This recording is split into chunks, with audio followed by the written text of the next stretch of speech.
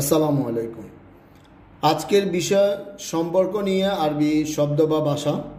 তো আমি আপনাদেরকে আজকে সাধারণ যে আমরা সচরাচর যে সম্পর্কগুলো বলি থাকি বা জানি থাকি সেই বিষয়টা হচ্ছে আখু মানে ভাই, ভাই মানে আখু, উক্তি মানে বোন, বোন মানে উক্তি, আর বিন্ত অত মেয়ে বা মেয়ে বা অত বিন্ত, ওয়ালাদ অত হচ্ছে ছেলে, আওলাদ অত ছেলে, যে যেভাবে বলে, হুরমা অত মহিলা বা মহিলা অত হুরমা, রেজ্জলত পুরুষ বা পুরুষত রেজ্জল।